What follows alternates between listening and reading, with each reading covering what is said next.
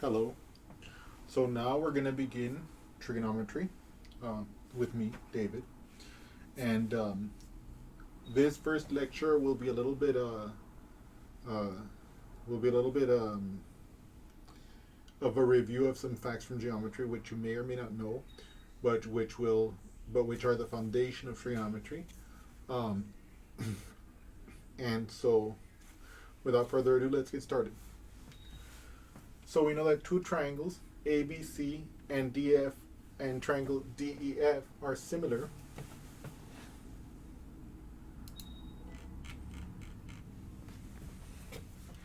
If and only if the length AB divided by DE, so the length AB divided by DE, is equal to the length BC divided by EF, okay? And if and only if that is equal to the length AC divided by DF. And if you notice, what does that mean? That means that the amount by which this one is the amount by which this divided by this, that ratio of this lengths AB and DE is equal to the ratio of the lengths BC and EF, which is equal to the ratio of the lengths AC and DF. What does that mean? That means that these triangles are essentially similar if they're just scaled up or down from each other. That is to say, they have the same shape but a different size. Like, for example, if you draw a building's plan on paper, your plan might be small, like maybe you could see it in your hand, but on the ground it's going to be much larger. But the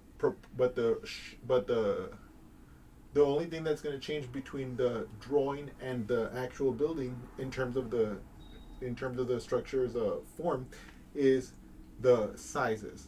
The shape will remain the same. Okay, and we denote that as triangle ABC tilde triangle DEF. Triangle ABC is similar to triangle DEF. Okay. Okay. So now this theorem, we're not going to give it a proof, but I want to highlight it because it's going to be foundational to what we're doing. It says that two triangles are similar if and only if the three angles in one triangle are equal to the three angles in the other triangle. Visually, here we have the triangle ABC, and we have the triangle DEF, and the angles are respectively alpha, beta, and gamma for the triangle ABC, and the angles are delta, epsilon, and phi for the triangle DEF. Then if alpha equals delta, that is to say this angle is equal to that angle, beta equals epsilon, that is to say this angle equals that angle, and gamma equals phi, this angle on the top is equal to that angle at the top, then we can see that the triangle ABC is similar to the triangle DEF. Okay? And so right now you might be saying, okay, that's great and all, David. What's the point of this? Here's the point. Here's where this is going to become the foundation for right triangle trigonometry. Okay? So in particular, if you have two right triangles, okay, here I have two right triangles, ABC and DEF. If they have one of the non-right angles congruent, so in this case I'm going to have theta equals to phi, they are similar. That is, if ABC and DEF are as drawn basically, and the theta equals to phi, so in other words this angle, one of the non-right angles, is equal to this angle, one of the non-right angles in that triangle, then this triangle ABC is similar to DEF. Okay? And so with this foundation and with this fact, okay, we are going to be able to start building the foundation of right triangle trigonometry. Okay? And so, by the way, so this relationship here is a consequence of this theorem, and that's why I stated this theorem, okay? And so now, let's begin discussing the consequences of that.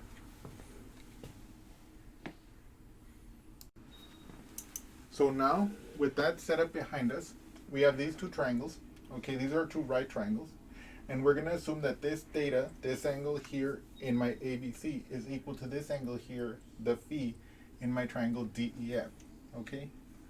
From what we have just seen, we know that triangle ABC okay, in this order is similar to triangle DEF, okay, in this order, okay, and that means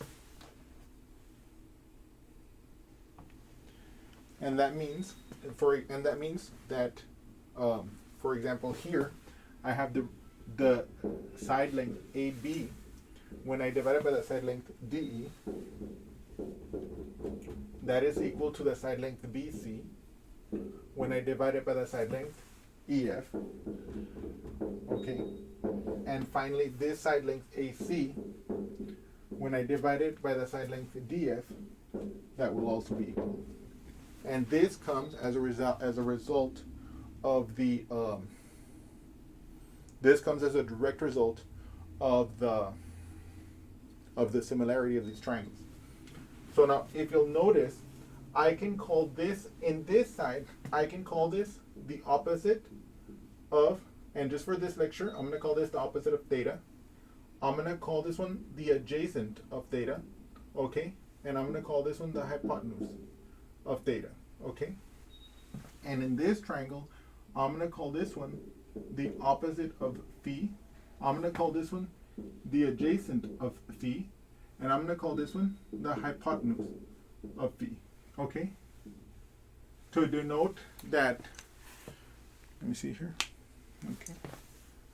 To denote basically that this angle is, this side length is opposite of theta, this side length is adjacent to theta, and the hypotenuse here is in the triangle with angle theta, but it's across from the 90-degree angle. Remember, the hypotenuse of a right triangle is always opposite the right angle. Similarly, for the same reason here, the opposite of phi here is opposite of the phi. The adjacent of phi is right next to it, and the hypotenuse of phi is across from the 90-degree angle, as it must be, because it's a hypotenuse. And so, using this language, I can now say that AB, which corresponds to my adjacent of theta, divided by my DE, which is my adjacent of phi, okay, that is equal to my BC, which is my opposite of theta, okay, divided by my EF, which is my opposite of phi, okay, and that finally is equal to my AC, which is my hypotenuse of theta,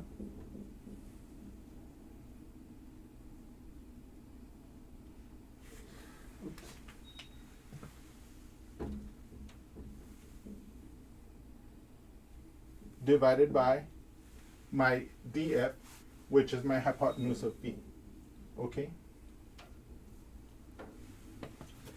And now, what we're about to do is we're going to examine some of the consequences of this fact. Okay? So stand by, please. Okay. So now we're about to look at that, and yeah. So now let us look at these consequences. So, for example, the first thing I'm going to do is I'm going to isolate this equality here. Okay, I'm going to copy that over here. The opposite of theta divided by the opposite of phi, okay,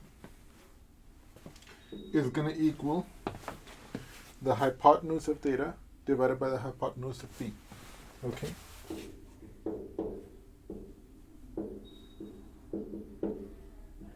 Okay, so now we know that if we have, let me see here, if A over B equals C over D, then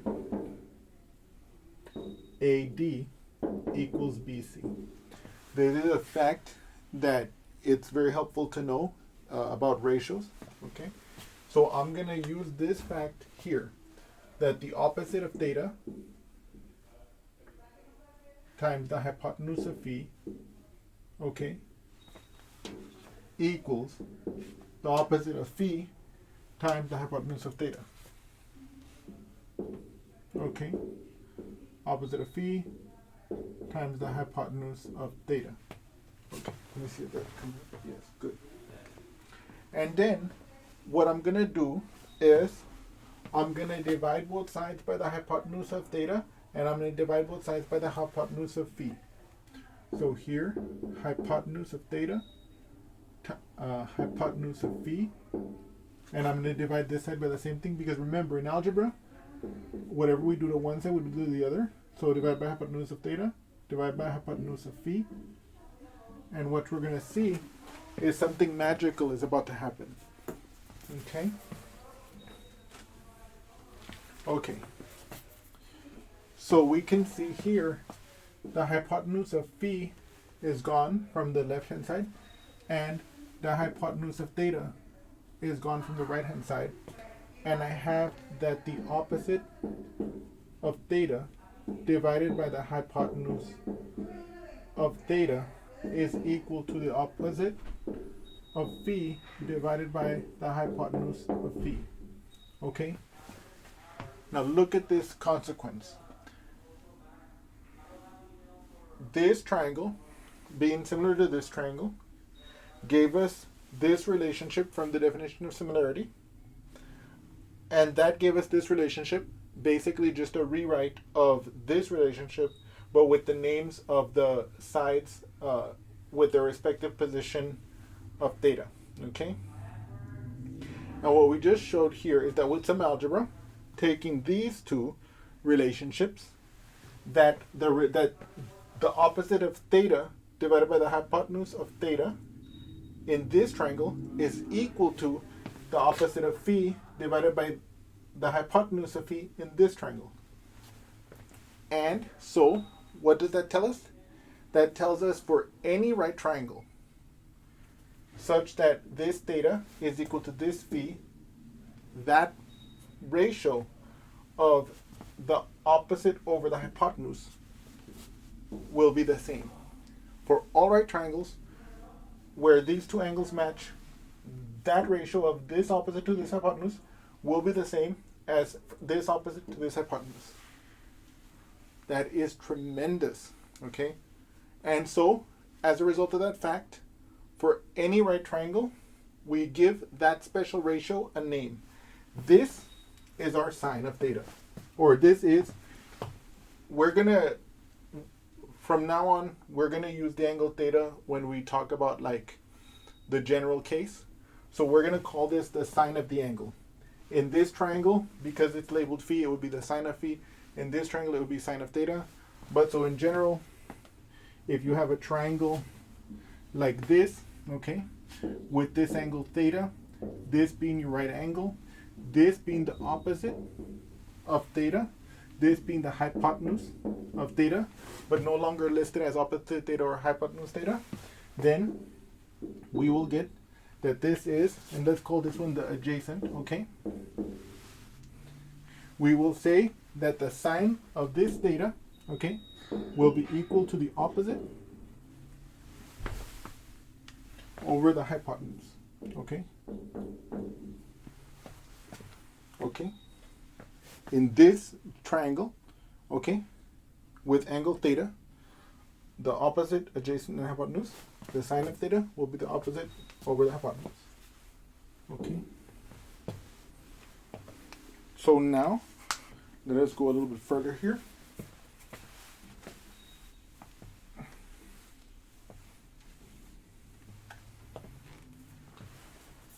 I'm going to do an argument that is almost identical.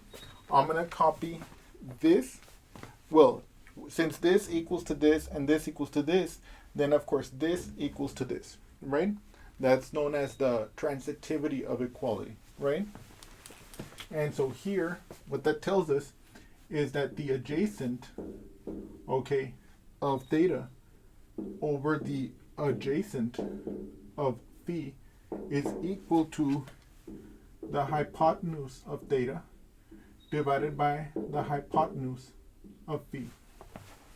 Now, what I'm going to do is I'm going to multiply both sides by the hypotenuse of phi and both sides by the adjacent of phi.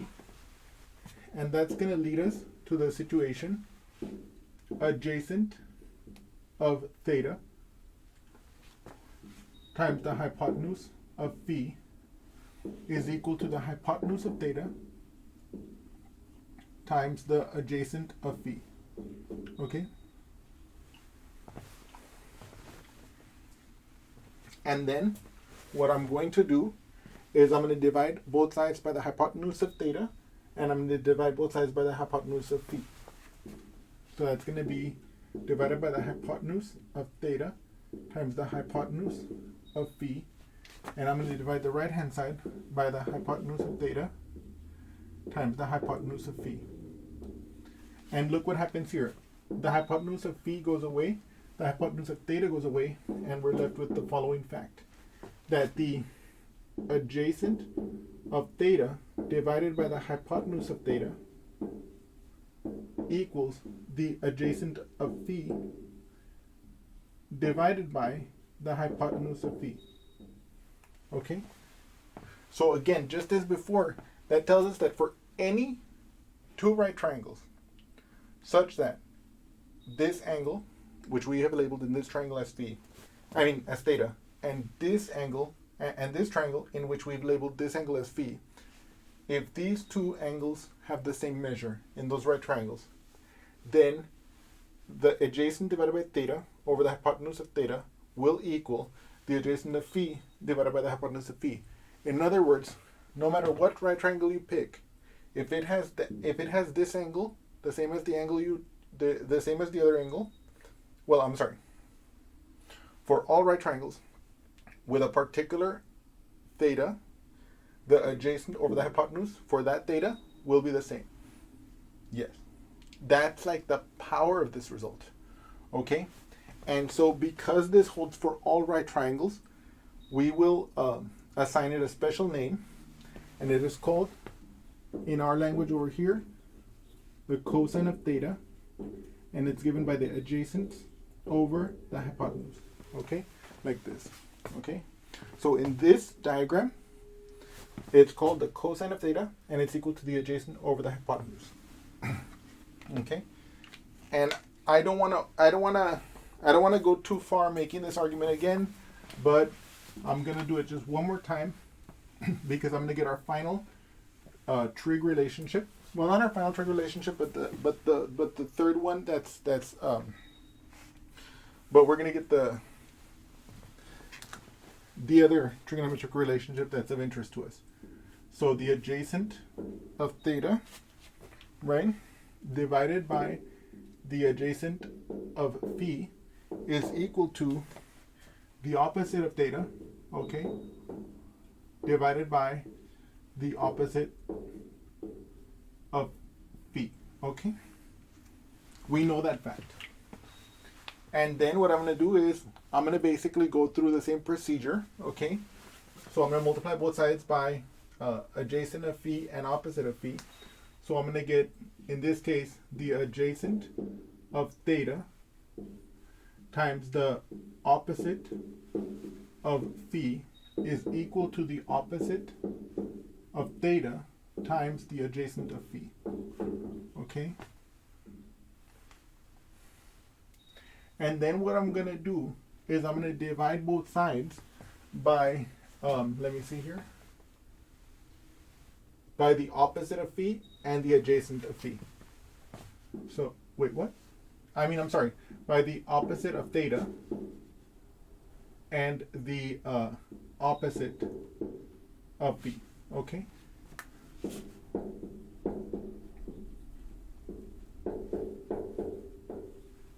And if you do that, you'll notice that on this side, the opposite of phi goes away, and on this side, the opposite of theta goes away, and we're left with the relationship that the adjacent of theta divided by the opposite of theta equals to the adjacent of phi over the opposite of phi. So again, for any right triangle with a particular angle theta, the relationship between the adjacent, well, okay, let me make a modification here. Let me, if I flip this fraction, it'll have the same value. If I flip this fraction and I flip this fraction, them both being equal, I will get the same value. Okay? So in other words, the opposite of theta is equal to the adjacent of theta. I mean, the opposite of theta divided by the adjacent of theta is equal to the opposite of phi, rather, divided by the adjacent of phi. Okay? I apologize for that little bit of a snafu there. You can call it a blooper. If I had the video editing software, I would put a big huge stamp on the board right now that said fail. But basically what this tells us is that for any right triangle with a given theta, the ratio of the opposite to the adjacent will be the same, irrespective of the size of that triangle. If I have a little triangle like this that has let's say theta equals 30 degrees, the opposite over adjacent in that small triangle will be the same as if I'm looking at the triangle formed by the rays of the sun as it sets on a building, with that forming that same angle at the bottom of that shadow. Okay, that's amazing. In other words, for a given theta, for a given right triangle with a given theta, the ratio of the opposite over adjacent is the same. Okay, and we're going to give that a special name. It's called the tangent of theta. Okay, and that's going to be the opposite over the hypotenuse. Okay, the opposite over the adjacent.